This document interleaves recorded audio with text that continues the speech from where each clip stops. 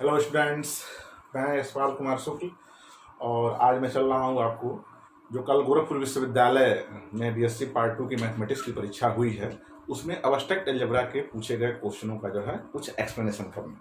कल से बहुत सारे बच्चों का जो है ये रिक्वेस्ट आया हुआ है कि सर थोड़ा सा एक्सप्लेनेशन के माध्यम से एक आप वीडियो बना देते, क्योंकि अब होता ये है ना कि कई बार एग्जामिनेशन में आप भी एग्जाम के प्रेशर में क्वेश्चन जानते हुए गलत करके चले जाते हैं। कई बार टीचर भी अगर आंसर की देता है तो गलती से मान लीजिए उसको किसी का जो है ए ऑप्शन लिखना हो, ए ऑप्शन वो जानता भी है लेकिन गलती से कभी डी लिख दिया या जो है डी की जगह पे ए लिख दिया या डी लिख दिया। इस तरह का मिस्टेक जो हो सकता है किसी से, भाई हमसे भी हो सकता है, इसमें कोई वो बात नहीं है।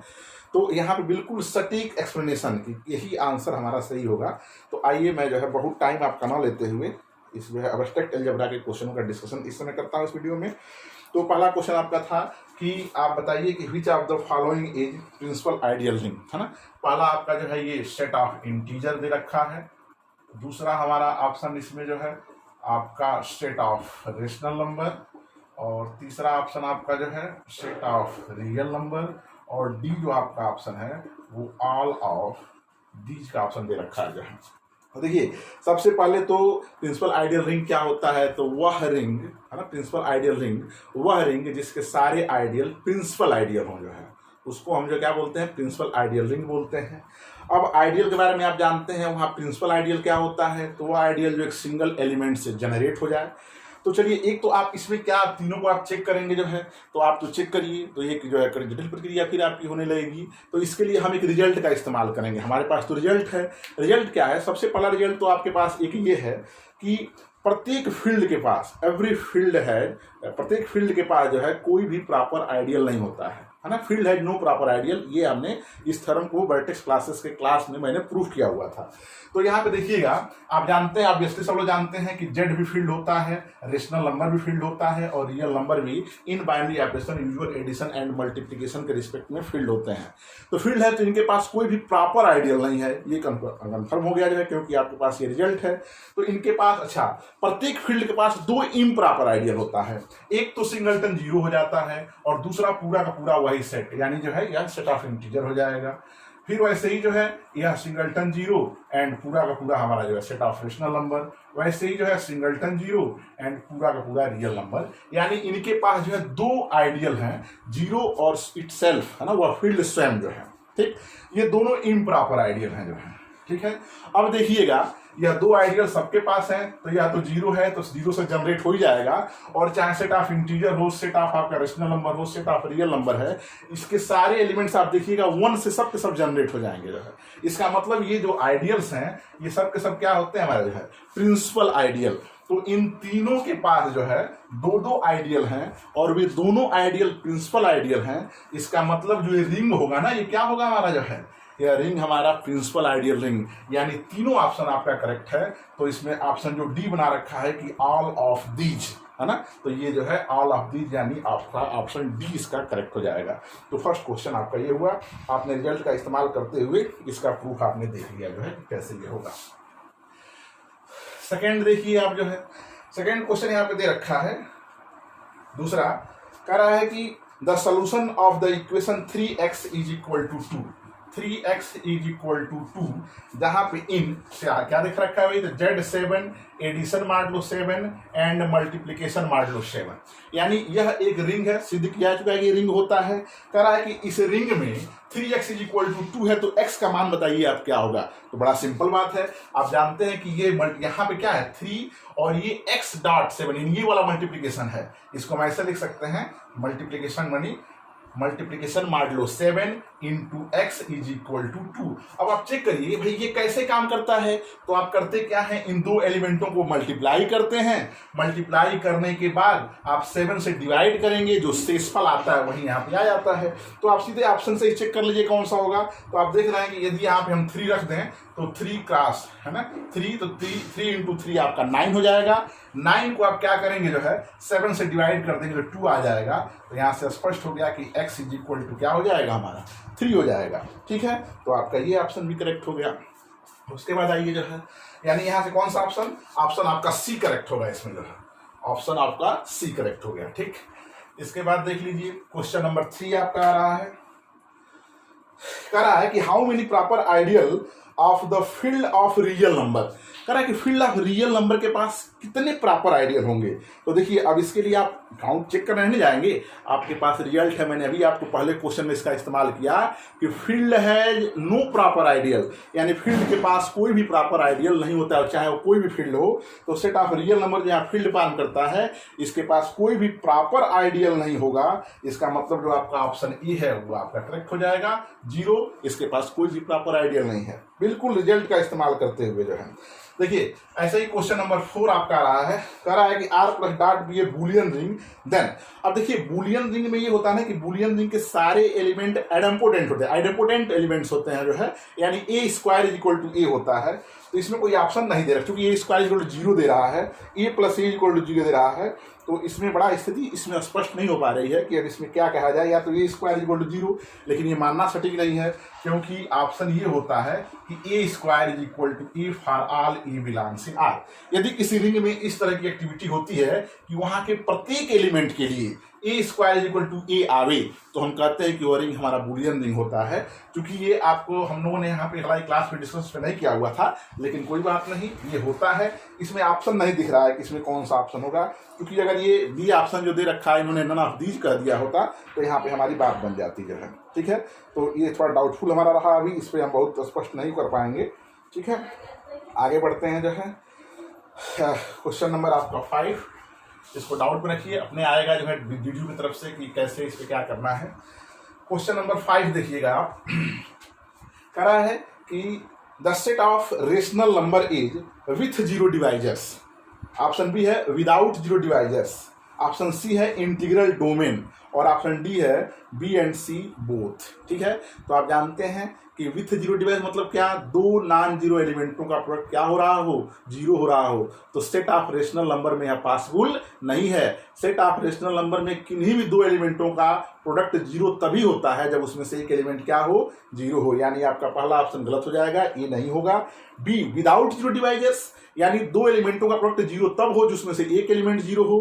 तो obviously set of rational number हमारा जो है रिंग विदाउट 0 डिवाइजर्स होगा। ठीक, और आप जानते हैं कि set of rational number commutative ring with unit element होता है, ये सिद्ध किया जा चुका है कि set of rational number commutative ring with unit element होता है। अगर उसमें एक प्रॉपर्टी और ऐड हो जाए, ये commutative ring with unit element and without 0 divisors, तो उसको हम इंटीग्रल डोमेन बोलते हैं। तो यहाँ पे आप देखिएगा सेट ऑफ रेशनल नंबर हमारा commutative ring with unit element भी होता है और रिंग विदाउट 0 डिवाइजर्स भी है, मतलब इसका ऑप्शन बी और सी दोनों करेक्ट हैं। तो यहाँ पे हम जो है ऑप्शन जो डी दे रखा है कि बी एंड सी, क्योंकि सिंगल करेक्ट का क्वेश्चन है, तो ऐसा नहीं कि हम इसको बी भी टिक कर दें सी भी टिक कर दें, भाई सिंगल करेक्ट क्वेश्चन है तो बी एंड सी बोथ, जो आपका ऑप्शन डी है ये वाला करेक्ट हो जाएगा जो है। ठीक, तो ये आपका क्वेश्चन नंबर 5 हुआ। ठीक है, इसके बाद आइए क्वेश्चन नंबर 6, कह रहा है कि which of the following is not a ring, इसमें से कौन सा रिंग नहीं है। तो आप देखिएगा ऑप्शन ए है set of natural number addition and multiplication के साथ, दूसरा है सेट ऑफ इंटीजर, तीसरा है सेट ऑफ रेशनल नंबर, और चौथा है जो है सेट ऑफ रियल नंबर।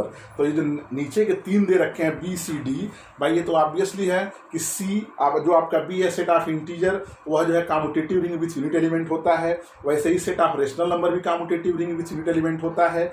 वैसे ही आपका सेट ऑफ रियल नंबर भी commutative ring with unit element होता है। और बचा सेट ऑफ नेचुरल नंबर, जो आपका ऑप्शन ए है, वह रिंग फॉर्म नहीं करता है। क्यों नहीं करता है? क्योंकि जो पहला ही कंडीशन है R1 कंडीशन, जिसमें आप दिखाते हैं कि R प्लस, यानी आप दिखाएंगे N plus form an abelian group, तो वहां आप देखेंगे ना कि जो थर्ड कंडीशन है एग्जिस्टेंस ऑफ 0 एलिमेंट या एग्जिस्टेंस ऑफ एडिटिव आइडेंटिटी, वो एग्जिस्ट नहीं करती है। क्योंकि सेट ऑफ नेचुरल नंबर में जो एलिमेंट्स होते हैं वो 1 2 3 होता है। तो इसमें कोई भी एलिमेंट ऐसा नहीं है जिसमें यहाँ किसी भी एलिमेंट को ऐड करें, जिस एलिमेंट को ऐड करें वही मिल जाए। मतलब यहाँ पे डज नॉट एग्जिस्ट 0 एलिमेंट या does not exist additive identity का कंडीशन है। तो यहाँ जो फर्स्ट कंडीशन है, यानी इसमें एग्जिस्टेंस ऑफ एडिटिव आइडेंटिटी का कंडीशन फेल हुआ, मतलब अबेलियन ग्रुप फॉर्म नहीं करेगा, तो रिंग होगा ही नहीं। तो इसलिए आपका ऑप्शन ए करेक्ट हो जाता है। उसके बाद आइए क्वेश्चन नंबर आपका 7, क्वेश्चन नंबर 7 पे आइए। करा है कि the kernel of the linear transformation T from U to V is defined by. तो मैंने अगर कोई भी जो linear transformation T from U to V आपको दे रखा है ये लीनियर ट्रांसफॉर्मेशन, तो इसके कर्नल का डेफिनेशन मैंने आपको बता रखा था कि कर्नल ऑफ टी क्या होता है। तो डोमेन के उन एलिमेंटों का कलेक्शन जिसका इमेज क्या हो जाता हो, जीरो हो जाता हो, जो है डोमेन के यानी डोमेन यू के उन एलिमेंटों का कलेक्शन जिसका इमेज जीरो हो जाता है। तो देखिए आपका ऑप्शन नंबर बी दे रखा है, kernel of T is equal to x belong in U T x is equal to zero, यानी आपका बी ऑप्शन इसका करेक्ट हो जाएगा। ठीक है, तो ये आपका भाई देखिए ये मैंने जो आपको पेपर पढ़ा के प्रैक्टिस सेट दिया हुआ था उसमें सारे क्वेश्चन डायरेक्ट थे जो है, ठीक है ना। तो इस तरीके से आपका क्वेश्चन नंबर 7 हो जाएगा। अब देखिए क्वेश्चन नंबर आपका 8 है। देखिए फार करा कि फार सब space W1 is equal to, दो सब स्पेस दिया हुआ है, एक दे रखा है W1 is equal to A B C such that A is equal to B is equal to C, और एक दूसरा जो सब स्पेस दे रखा है हमारा W2 जिसमें एलिमेंट हमारे क्या क्या है जो है, तो कह रहा है कि A B C such that A is equal to 0, ठीक, of R3 over R, vector space हमारा है R3 ओवर R जो है, ठीक है। अब देखिए कह रहा है कि विच वन इज ट्रू, इसमें से कौन सा सत्य सिद्ध होगा। तो पहला दे रहा है कि R3 is equal to W1 plus W2, मतलब R3 डायरेक्ट सम होगा W1 एंड W2 का। तो डायरेक्ट सम होने के लिए क्या कंडीशन था भाई आपको पता होगा, कोई भी जो है डायरेक्ट सम R3 हमारा जो डायरेक्ट सम होगा, मतलब हम ये दिखा दें कि R3 over R is equal to W1 plus W2 and W1 intersection W2, ये दिखा दिया जाए कि सिंगलटन 0 होगा। तो आप यहाँ देखिएगा, आप कोई भी एलिमेंट यहाँ से ले लीजिए W1 का जो है, ठीक है, W1 का कोई भी एलिमेंट्स आप लेंगे तो मान लीजिए यार हमारा सेट में पूरा लेके चल रहा हूँ A B C, है ना, such that A is equal to B is equal to C, और प्लस मैं यहाँ पे ले लिया हमने जो है A B C such that A is equal to 0, ठीक है। तो जनरली अगर मान लीजिए मैं यहाँ पे A ही कर लूँ, क्योंकि यहाँ पे कंडीशन दे रखा है A is equal to B is equal to C, और प्लस यहाँ पे अगर A की जगह 0 कर लें तभी 0 B और C बचेगा हमारा जो है, ठीक है। इनको यदि आप ऐड करिएगा तो दो सेट ऐड होंगे, तो कैसे ऐड होते हैं आप जानते हैं, A प्लस 0 हमारा ये A हो जाएगा, A प्लस B हमारा A प्लस B हो जाएगा, और A प्लस C हमारा A प्लस C हो जाएगा। तो देख रहे हैं ना, ट्रिपलेट टाइप के एलिमेंट्स आ रहे हैं, और ऐसे ही एलिमेंट तो हमारे R3 ओवर R में होंगे। R3 ओवर R का मतलब क्या हुआ कि इसमें जो है जो भी एलिमेंट्स होंगे उस सेट में वो ट्रिपलेट टाइप के होंगे, और उसमें जो एलिमेंट बनेंगे वो सब के सब रियल नंबर्स होंगे। तो यदि A B C real number है तो A plus B A plus C ये भी रियल नंबर्स होंगे। तो आप देख रहे हैं कि जब मैंने यहाँ पे जो है W1 प्लस W2 किया तो यह पूरा का पूरा हमारा क्या आ गया जो है R3 ओवर R आ गया जो है, यानी फर्स्ट कंडीशन है वो हमारा सेटिस्फाइड हुआ। अब आप देखिएगा जरा, आपका इसमें जो ऑप्शन दे रखा है उस ऑप्शन में अभी दे रखा है, जिसमें सी ऑप्शन में वही दिया है कि R3 is equal to W1 plus W3।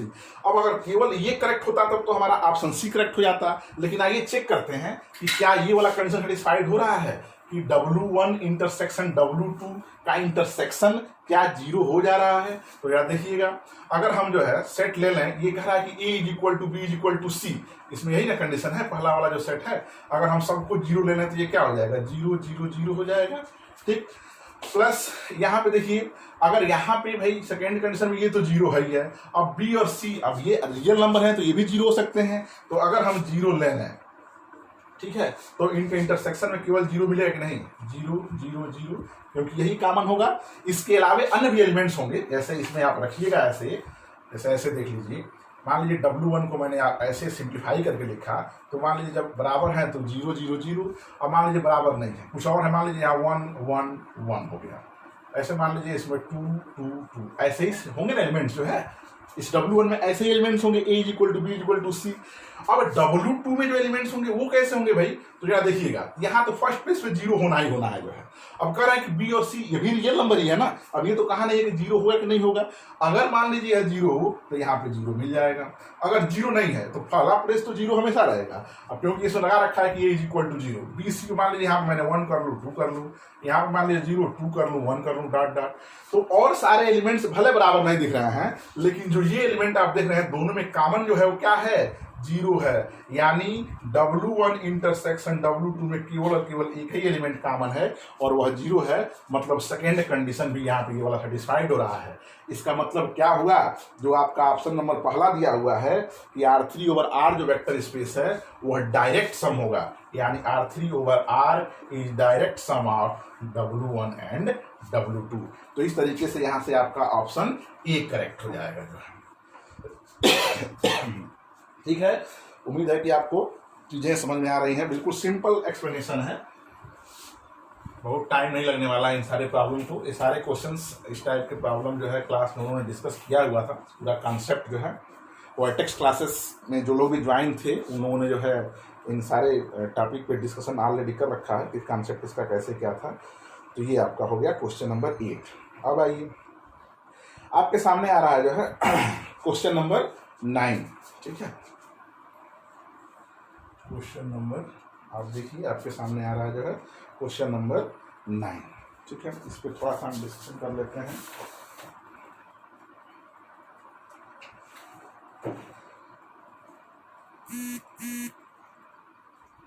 चलिए देखिए, यहाँ पे कह रहा है कि which of the following is form subspace of a vector space R3 over R। तो पहला इसमें ऑप्शन है हमारा A, S1 is equal to x comma x such that x belongs in Q। B हमारा है, इसमें है S2 is equal to x comma y comma z such that x y z is Q। और आपका जो है C option है S3 is equal to x comma x such that x is a real number जो है। ठीक है, और डी कह रहा है कि ऑल ऑफ दीज। तो आइए देखिए, कह रहा है कि बताइए कि इसमें से कौन सा हमारा जो है R3 ओवर R का क्या होगा, हमारा जो सब स्पेस होगा। तो सब स्पेस जैसे कोई भी सेट हमारा W है वह किसी वेक्टर स्पेस V का सब स्पेस होता है। कब भाई, तो आप जिसको दिखाना होता है वहां से दो एलिमेंट x y लेते हैं आप, और आप जो है इसमें जो फील्ड होता है ना वेक्टर स्पेस, जिस फील्ड के ऊपर डिफाइन होता है वहां से दो एलिमेंट यानी alpha and beta belongs in F करते हैं, और alpha x plus beta y भी यदि W का मेंबर हो जाता है तो आप कहते हैं कि यह सब स्पेस होगा। और यदि ये नहीं सेटिस्फाइड होता है तो सब स्पेस नहीं होगा। तो यहाँ देखिएगा, यहाँ जो फील्ड है वो ये है R3 ओवर R, यानी ये वेक्टर स्पेस है जहाँ फील्ड क्या है हमारा जो R यानी रियल नंबर है। तो पहले मैं इसको चेक कर रहा हूँ, यहीं से ये भी हो जाएगा, क्योंकि यही कंडीशन का इसी का पार्टिकुलर केस ये है, क्योंकि यहाँ x y z rational numbers हैं, यहाँ पर भी रेशनल नंबर है, बस ये है कि तीनों इक्वल हो गए हैं जो है। तो इसके आधार पे हम इस पर भी डिस्कस कर लेंगे और फिर जो है इसको डिस्कस कर लिया जाएगा। तो जब आप देखिएगा कि क्या यह जो है सब स्पेस फॉर्म करेगा। तो अगर मैं एक भी कंडीशन फेल कर जाए, कोई भी हमको अल्फा बीटा ऐसे मिल जाए जिसके लिए अगर ये फेल करता हो तो फिर जो है यह वेक्टर सब स्पेस नहीं होगा। तो अब देखिए, अगर मैं फील्ड जो है यहाँ पे अल्फा की जगह पे ले लूँ √3 या √2, मतलब अंडर रूट में कोई भी क्वांटिटी ले लूँ, और उसके बाद यहाँ से अगर मैं x मान लीजिए यहाँ का कोई एलिमेंट लेता हूँ, मैं capital X is equal to तो क्या हो जाएगा x1 y1 z1 हो जाएगा जो है कि नहीं। अगर मैं y लेता हूँ मान लीजिए तो x2 y2 z2 हो जाएगा। ऐसे ही मैं बीटा इज इक्वल टू भी √2 या √3 कुछ भी ले सकते हैं, √3 मैंने ले लिया जो है। तो alpha x plus beta y अगर चेक करेंगे तो अल्फा से जब मल्टीप्लाई करिएगा तो क्या आ जाएगा, √3 इंटू x1 कामा √3 इंटू y1 है ना, कामा ये हमारा हो जाएगा √3 इंटू z1। ठीक है, ये हो गया हमारा। फिर जो है प्लस √3 इंटू x2 कामा √3 इंटू y2 √3 इंटू z2, ये हमारा हो जाएगा। अब इनको आप आपस में ऐड करिएगा तो क्या आ जाएगा भाई, इसको ऐड करिएगा तो अंडर हमारा जो है 3 ये हो जाएगा x1 प्लस x2 कामा √3 y1 प्लस y2 कामा √3 z1 प्लस z2, ये आपके सामने हो रहा है। तो आप देख क्या रहे हैं, इसमें जो एलिमेंट्स आ रहे हैं वो तो ट्रिपलेट टाइप के हैं, लेकिन यहाँ रिस्ट्रिक्शन क्या रखा है कि ये जो है ये x y z ये सब के सब रेशनल नंबर होने चाहिए। लेकिन यहाँ पे जो अंडर लगा हुआ है ये दर्शा रहा है कि ये रेशनल नंबर नहीं बल्कि इरेशनल नंबर है। अगर यही यहाँ पे ये वाला कंडीशन दे रखा कि रियल नंबर है तो फिर ये हो जाता हमारा, लेकिन ये तो रियल नंबर कह नहीं रहा है, ये कह रहा है कि जो है ये सब के सब रेशनल नंबर है। इसका मतलब यह वेक्टर सब स्पेस नहीं होगा, क्योंकि दिस डज नॉट बिलोंग्स इन हमारा S2।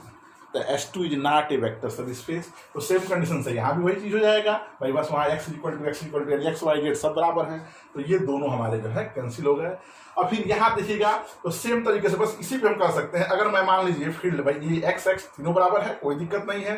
अब मैं यहाँ पे √3 लूँ या कुछ भी लूँ, चाहे रेशनल नंबर लूँ या इरेशनल नंबर लूँ, अब जो ये आएगा ये तो रियल नंबर ही है ना, ये तो रियल नंबर ही है। इसका मतलब जो है जो S3, अगर ये S3 की बात की जाएगी तो आप कहेंगे कि दिस बिलोंग्स इन S3, यानी यहाँ से आप देख रहे हैं कि S3 हमारा जो है क्या हो जाएगा, S3 हमारा सब स्पेस हो जाएगा। तो ये आपका ऑप्शन नंबर सी यहाँ पे करेक्ट हो जाएगा।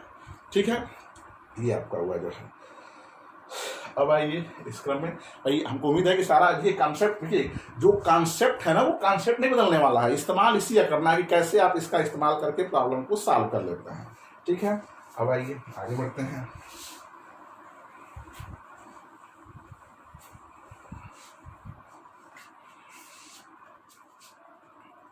ये हो गया। अब आइए फिर आपका जो है क्वेश्चन नंबर 10 इसमें आता है।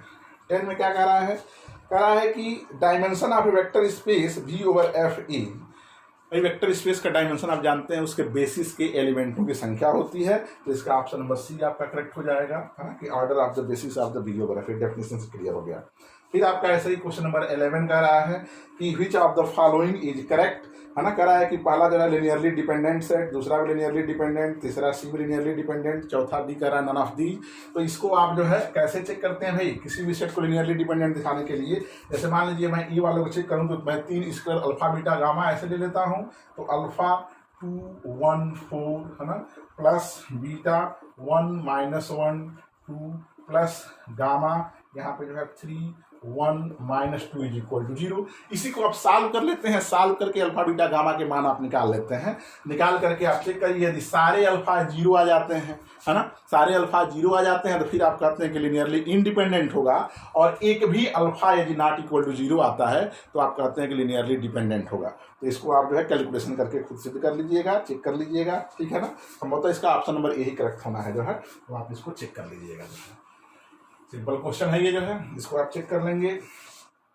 इसके बाद चलिए हाँ, क्वेश्चन नंबर जो है 12 क्या कह रहा है कि the vectors a1 a2 and b1 b2 और लिनियरली डिपेंडेंट्स। तो इसका भी जो है ये क्वेश्चन आपका डायरेक्ट क्वेश्चन पूछ दिया है ना। ये आपका ऑप्शन सी दे रखा है कि a1 b2 minus a2 b1 is equal to 0, यदि लिनियरली डिपेंडेंट हो तो आपका यही करेक्ट होता है। ये आपका जो एक्सरसाइज का प्रॉब्लम था, सीधे ये भी आपका हो जाएगा। ऐसे ही आपका क्वेश्चन नंबर 13 जो कह रहा है कि which of the followings are linear transformation, कौन सा ट्रांसफॉर्मेशन आपका लीनियर ट्रांसफॉर्मेशन है। तो आप ये चेक करते हैं T of alpha x plus beta y is equal to alpha T x plus beta T y. ठीक है, तो इसमें भी आप जो है ये तीनों जो है यहाँ पे चेक कर पूरा आपको अच्छा। देखिए इस केस में क्या है ना कि ये कुछ क्वेश्चन ऐसे हैं जिसमें आपको चेक करने पड़ेंगे, सबके लिए चेक करना पड़ेगा जो है।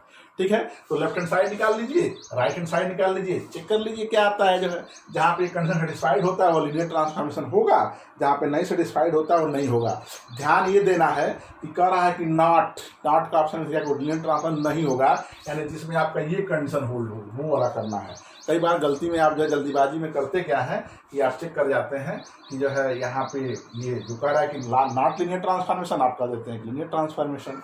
तो चेक करिएगा, इसमें संभवतः जो है ऑप्शन नंबर डी आपका करेक्ट होगा। एक बार आप इसको देख लीजिएगा, क्योंकि वहाँ पे जो है ये ऑप्शन आपका दिखा रहा है, जो शेष ऑप्शन है उसमें लीनियर ट्रांसफॉर्मेशन सेटिस्फाइड हो रहा है, लेकिन वहाँ पर फेल करेगा। तो इसको एक बार चेक कर लीजिए, खुद से इसका कैलकुलेशन आप लोग कर लीजिएगा। जो यही कॉन्सेप्ट है, यही आपको चेक करना है। ठीक है, क्योंकि इसको सॉल्व करेंगे तो फिर आपका वीडियो लंबा हो जाएगा, तो इसको थोड़ा समय जो है। फिर आपका क्वेश्चन नंबर 14 कहेंगे तो फिर अलग से सोल्यूशन इसका हम सेंड कर देंगे। कह रहा है कि if A square minus A, ये A square minus A minus I is equal to 0। कह रहा है कि देन इनवर्स ऑफ ए, तो ए का इनवर्स पूछ रहा है। तो आपको पता है स्टेटमेंट केले हैमिल्टन थ्योरम की सहायता से कैसे आप जो है इनवर्स निकालते थे, सीधे ए इनवर्स से मल्टीप्लाई कर देंगे। तो यहाँ A inverse into A minus A inverse into A minus A inverse I is equal to, यहाँ भी ए इनवर्स इंटू 0। तो यहाँ से क्या करेगा भाई, ये ए इनवर्स ए स्क्वायर, तो यहाँ ए बच जाएगा, यहाँ पे ए इनवर्स इंटू ए यानी आइडेंटिटी मैट्रिक्स, और यहाँ पे हमारा A inverse is equal to 0। अब इसको इधर ट्रांसफर कर लीजिए, तो A inverse is equal to क्या बचा, ए माइनस आई। तो देखिए ये आपका ऑप्शन नंबर बी दे रखा है, यानी ऑप्शन आपका बी करेक्ट हो जाएगा। ठीक है, ये आपका हो गया। इसके अलावा देखिए आप क्वेश्चन नंबर क्वेश्चन नंबर 15 में कह रहा है the rank of the matrix A is, एक मैट्रिक्स आपके सामने दे रखा है, ए इज इक्वल टू 1 2 3 1 2 4 6 और 2 और 1 2 3 2, कह रहा है कि इसका रैंक बताइए जो है। तो रैंक आप जानते हैं, रैंक निकालने का तरीका या तो आप जो है इसके जो है सब मैट्रिक्स निकाल के चेक करें जो है, ठीक है ना, चेक करें कि क्या वो है जो नॉट इक्वल टू 0 आ रहा है, कौन सा जो है वहाँ आप चेक कर लें। या मैंने आपको बताया है जो है कि सबसे पहले आप करिए क्या, दिए हुए मैट्रिक्स को इक्लान फॉर्म में रिड्यूस कर लीजिए। तो आइए मैं वही काम करने का प्रयास कर रहा हूँ। इसको इक्लान फॉर्म में आप रिड्यूस करिएगा, ऑपरेशन लगा दीजिए। पहले हम कह रहे हैं R2 इंटरचेंजेज R3, R2 और R3 को इंटरचेंज कर लीजिए। तो 1 2 3 1, ये 1 2 3 2 और 2 4 6 2, मतलब मैंने R2 को R3 कर दिया, R3 को R2 पे कर लिया जो है। अब यहाँ पे ये क्या हो जाएगा भाई, अब यहाँ पे देखिए ऑपरेशन हम अप्लाई कर रहे हैं कौन सा हम पहले इसको 0 करने का प्रयास करेंगे। तो मैं कह रहा हूँ कि R3 change to R3 minus 2R1, R1 में 2 से मल्टीप्लाई कर दीजिए और R3 में से घटाइए। तो ये तो 1 2 3 1 1 2 3 2, ये तो ज्यों का त्यों रहेगा। यहाँ 2 माइनस 2 करेंगे 0 हो जाएगा, 4 माइनस 4 करेंगे 0 हो जाएगा, 6 माइनस 6 करेंगे 0 हो जाएगा, 2 माइनस 2 करेंगे 0 हो जाएगा। ठीक है, तो आपने देखा इस सारा रो आपने क्या किया, रो 1 में 2 से मल्टीप्लाई किया और रो 3 में से घटा दिया जो है। ठीक, अब यहाँ पे देखिए, यहाँ पे फिर ऑपरेट कर लीजिए क्या, तो मैं कह रहा हूँ कि R2 change to R2 minus R1, ठीक है।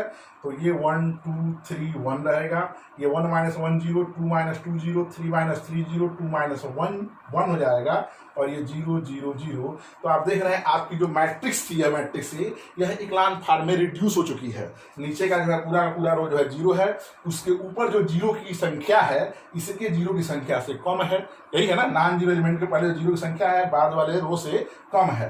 तो ये मैट्रिक्स आपकी पूरी तरीके से इक्लान फॉर्म में कन्वर्ट हो चुकी है। तो नॉन जीरो रो की जो संख्या होती है वही रैंक बताएगी। तो आप इसमें देख रहे हैं कि नॉन जीरो रो कितने हैं, जो 2 है, इससे ज़्यादा आप रिड्यूस नहीं कर सकते हैं। इसका मतलब इसका जो रैंक होगा, है ना, rank of E is equal to कितना हो जाएगा, 2 हो जाएगा। तो इस तरीके से आपका ऑप्शन नंबर डी करेक्ट हो गया जो है। ठीक है, तो आपके पास ये हो गया। अब आइए जो है, तो ऐसे आपने इसको देख लिया। अगला क्वेश्चन आपका आता है क्वेश्चन नंबर आपका 16। अब देखिए यहाँ पे पूछ रहा है ना कि find the eigen value of the matrix. तो यहाँ भी कॉन्सेप्ट आप जानते हैं, है ना, आपके सामने मैट्रिक्स दे रखा है, उसका आइगन वैल्यू पूछ रहा है। तो आइगन वैल्यू निकालने का तरीका क्या है भाई, आप ये निकाल लीजिए, A minus lambda I is equal to 0। इसको सॉल्व करते हैं तो आपको कैरेक्टरिस्टिक्स इक्वेशन मिलता है लेमडा में जो है, यही मिलता है ना। और उसके बाद सॉल्व करके लेमडा के जो मान होते हैं, लेमडा की जो वैल्यू आती है उस इक्वेशन को आप सॉल्व कर लीजिए, या तो आप कैरेक्टरिस्टिक्स इक्वेशन बना लीजिएगा, है ना। सॉल्व करके लेमडा का जो मान आएगा वही हमारा आइगन वैल्यू हो जाएगा। या इस केवल कैरेक्टरिस्टिक्स इक्वेशन निकाल लीजिए और यहाँ जो चारों ऑप्शन दिए गए हैं उसमें से आप लेमडा के मान देखिए कौन तीनों ऑप्शन सेटिस्फाइड कर रहा है जो है, उसको जो सेटिस्फाइड कर देगा वैल्यू वही हमारा आइगन वैल्यू हो जाएगा। तो ये आप इस तरीके से आप इसको भी आप खुद सॉल्व कर लीजिएगा। इसका ऑप्शन बी वैसे करेक्ट है, जिसमें जो है 0 3 और 15 ये दे रखा है। ठीक है, तो इसको देखिए, ये सब क्वेश्चन इसलिए छोड़ रहे हैं कि इसको करने में थोड़ा टाइम लगेगा, वीडियो आपका बड़ा हो जाएगा, बस इसके लिए कॉन्सेप्ट मैंने आपको बता दिया, बस ऐसे आप सॉल्व कर सकते हैं। आप डायरेक्ट इसको सॉल्व करके लैम्डा का मान निकाल लीजिएगा जो कैरेक्टरिस्टिक्स इक्वेशन आएगा वहां से, या कैरेक्टरिस्टिक्स इक्वेशन निकालने के बाद आप ऑप्शन चेक करिएगा तो देखिएगा यही ऑप्शन सेटिस्फाइड कर रहा होगा, तो ये सोल्यूशन होगा, यही हमारा आइगन वैल्यू हो जाएगा। ठीक है, ये आपका हो गया। अब इसके बाद आइए आपके पास क्वेश्चन नंबर 17 में इस पेपर छपते समय हमको लग रहा है मिसप्रिंट हो गया है। कहा कि for a non singular square matrix A which is true. तो भाई नॉन सिंगुलर में तो ये होता है ना, determinant of A which is not equal to 0। तो इसमें देखिए इत्तेफाक से देखिए बी और सी दोनों में इक्वल टू 0 कर दिया है, इसमें कोई एक नॉन इक्वल टू 0 होना चाहिए था, तो ये छपते समय मिसप्रिंट हो गया है। ठीक है ना, तब इसमें देखिए वो लोग जो भी डिसीजन लें, या तो इसके सबको नंबर दे देंगे या इसको हटा के नंबर चेक करेंगे जो है, ऐसा हो सकता है जो आपका। क्वेश्चन नंबर 18 देखिए, डायरेक्ट रिजल्ट है, इसको सिद्ध किया जा चुका है कि A and B are 2 non singular matrices of the same order. ये इंटर में इसको आप सिद्ध कर चुके हैं, तो ये रिजल्ट है। मैंने आपको जो प्रैक्टिस सेट दिया हुआ था उसमें भी ये सीधे डायरेक्ट रिजल्ट था।